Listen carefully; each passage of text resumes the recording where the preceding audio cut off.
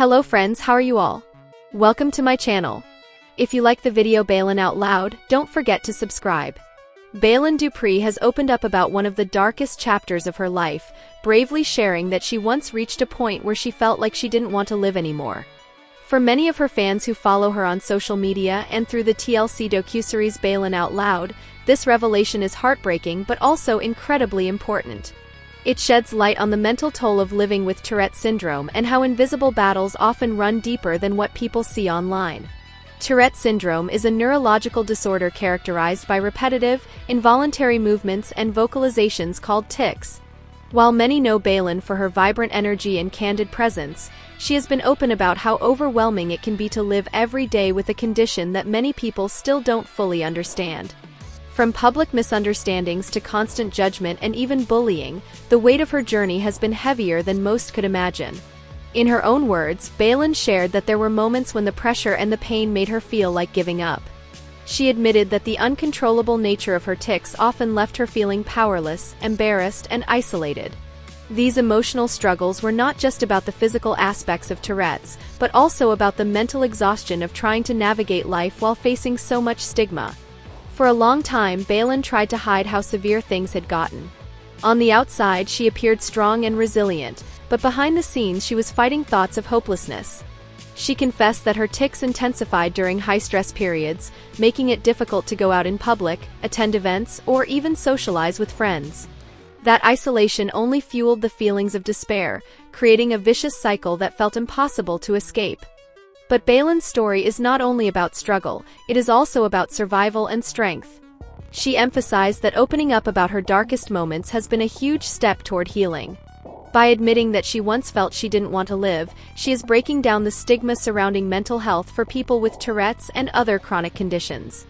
She hopes her honesty can show others that they are not alone in their battles and that speaking out can be the first step to finding help. Support has been a crucial factor in her recovery. Baylen revealed that therapy, her family, and her online community have been pillars of strength. She said that while there are still very tough days, the encouragement she receives has helped her rebuild hope. Her fans often flood her comments with love and reassurance, reminding her that her openness is changing lives. For Baylen, that reminder has been a powerful reason to keep going. Another important part of her journey has been education. Baylen has made it her mission to spread awareness about Tourette syndrome, using her platform to show the reality of living with tics. She regularly shares videos that demonstrate her daily struggles, not for sympathy but for understanding. She wants people to know that Tourette's is not a joke, not an act, and not something to mock. Her openness has helped shift the narrative and inspire compassion in a world that often misunderstands neurological disorders. Even though she still faces challenges, Baylen is determined to push forward with her story. She explained that if she can reach even one person who feels the same kind of hopelessness she once did, then sharing her pain will have been worth it. Her message to others is simple but powerful.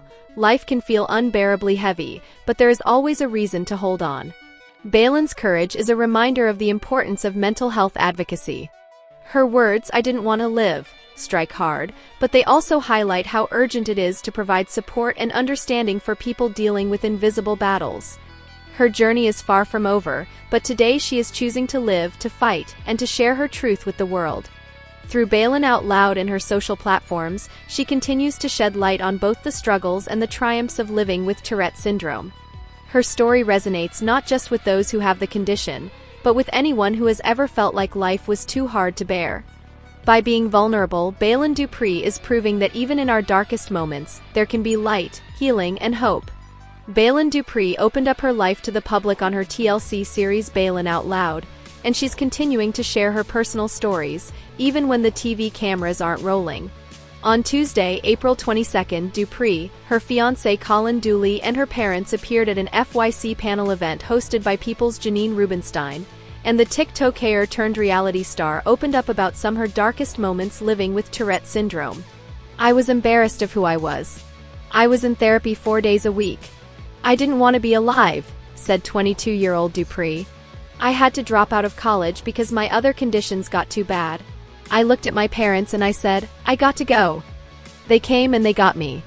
As time has passed, she's become increasingly more capable of managing her involuntary outbursts. And though viewers see how bad it can get on the series, Dupree said her Tourette syndrome is far less severe than it's previously been.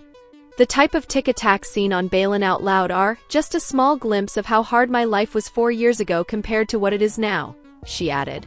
It's 30 seconds of 4 years of my life, the influencer reflected, thinking of the type of involuntary, erratic motor and vocal behaviors she displayed during the show's first season. I would say that small little fraction doesn't even add up to the disaster of emotions and confusion and hopelessness. Since Dupree was formally diagnosed with Tourette syndrome in 2020, she's been spreading awareness about the condition on various platforms. She originally garnered an audience on social media, where she now has over 12 million followers between TikTok and Instagram.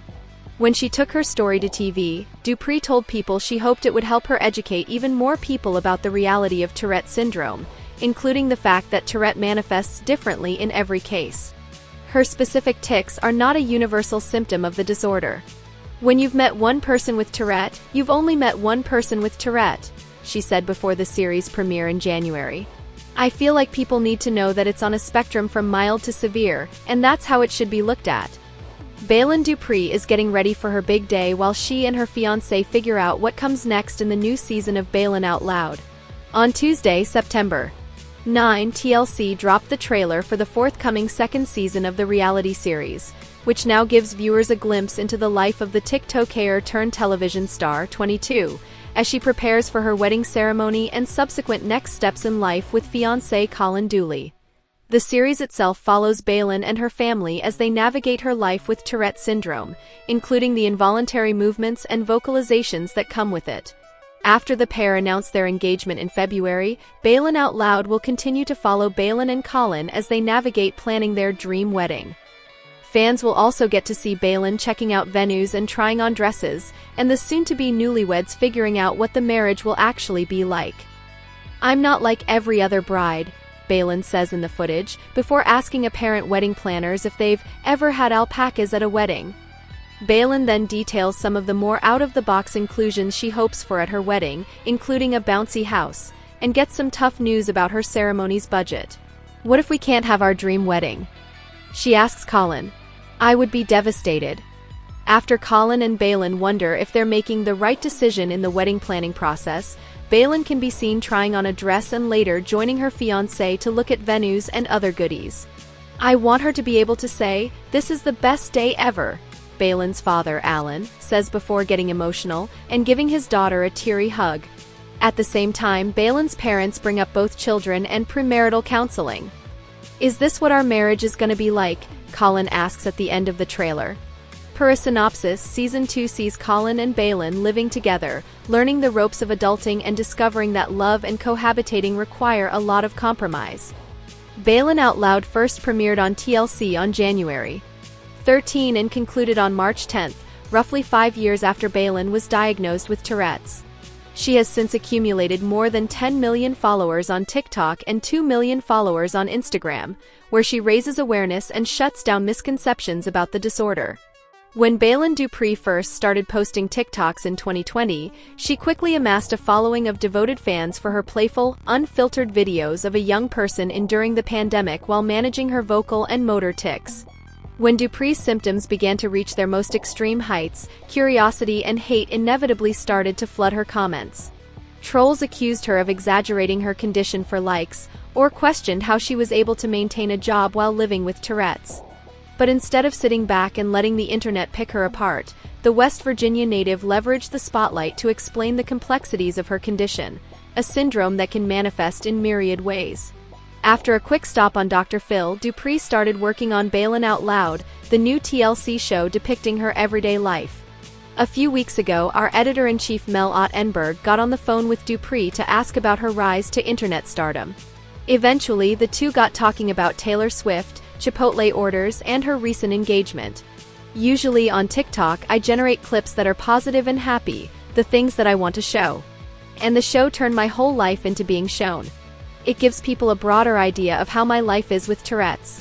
A different audience is being brought in, and I wanted to be able to reach that audience so that Tourette's can be explained correctly. It is very complex, and the way it's demonstrated needs to be very articulate, or else it can really turn into exploiting the condition and making fun of it." A lot of shows in Hollywood don't demonstrate Tourette's correctly. The more education, the more awareness, the more ways that we can get Tourette's out there to people that have maybe never heard of it or have misconceptions about it, the better. All I wanted to do was bring something that has authenticity. And I wanted people to know that Tourette's looks different in everyone. You talked on the show about why you started a TikTok. Can you explain that? I thought that was cool. I started TikTok for fun, and I didn't really make it about my Tourette's because it didn't impact my life that much at the time. Then, when COVID happened, my tics escalated. It was very hard for me to go out in public. When I did go out in public, I was made fun of, I was stared at, I was humiliated, I was videotaped. But if you're going to talk about me and who I am, I want it to come out of my mouth and my mouth only, and not from people that follow me around a store. I wanted to take my power back after it was thrown in the dirt, basically. Absolutely. I like that story you just told because you were like, I'm not going to let this be a bunch of laughs on someone else's TikTok. This is my story and I'm going to tell it. You have 10 million followers now, but how long did it take to pop off? I want to say I started TikTok in November or December of 2020. Then by March I had 3 million followers and I was on Dr. Phil. But it started very casually. I made a video trying to explain another video that went viral for Victoria's Secret, but I couldn't get through it because of my tics, and everyone thought I was faking. I couldn't be more blessed and grateful for this opportunity because it's very hard for me to have a 9-to-5 job. I had to drop out of college because I couldn't even get through a lecture due to my tics and my bipolar got too bad and I needed to come home. All that said, I'm just very grateful to be an influencer and to hopefully be able to brighten the world a little bit with education, awareness, and just more kindness towards people. I'm able to be a voice for people that don't feel like they have one. It means a lot to me to be able to help those people and to make sure that I am never the person that I was before social media. I'm grateful my life turned out like this. You're a month into this show being out. How has your life changed since it premiered? It's amazing, honestly. The other day, me and Colin were sitting at Chipotle and someone came up to us. He's like, "You two are amazing."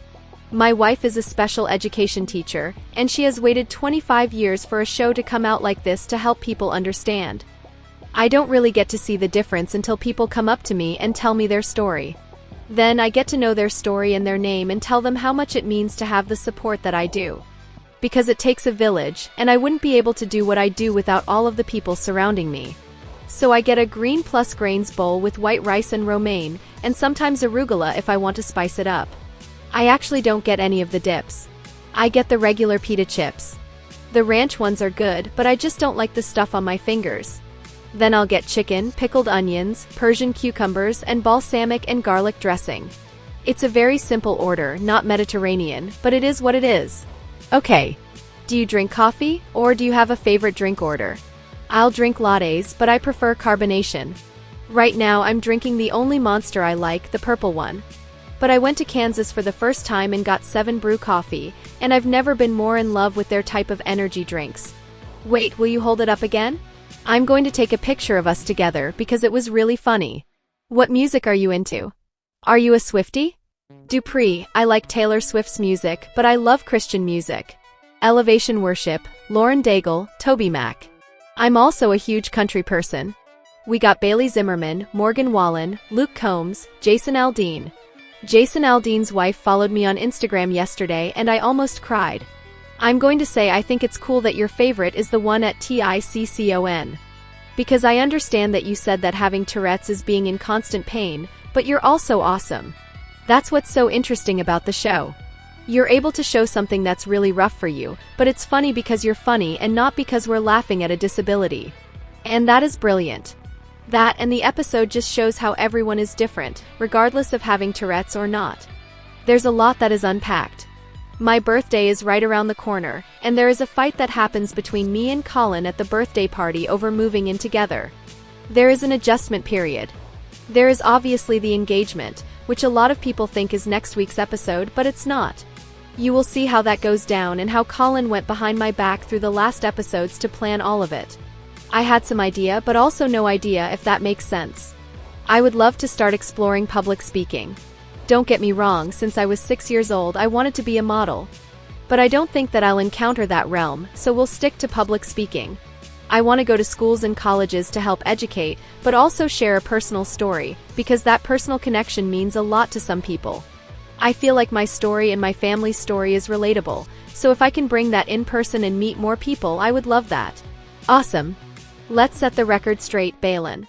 What's a common misconception about you? Misconception about me and about Tourette's in general is that it looks the same for everyone. But when you've met one person with Tourette's, you've only met one person with Tourette's. Second, people just think Tourette's is cussing, and it's not. Only 10% of people with Tourette's have what is called coprolalia. Society addresses Tourette's as the swearing disease, and it's not even a disease. Tourette's is an involuntary motor and vocal disorder, so it's neurological. However, you also have the comorbidities that come with it. It's kind of like an iceberg. Above the iceberg you have the tics, which people see. Below the water are the comorbidities like bipolar, autism, ADHD, anxiety, depression, that the majority of people with Tourette's also have.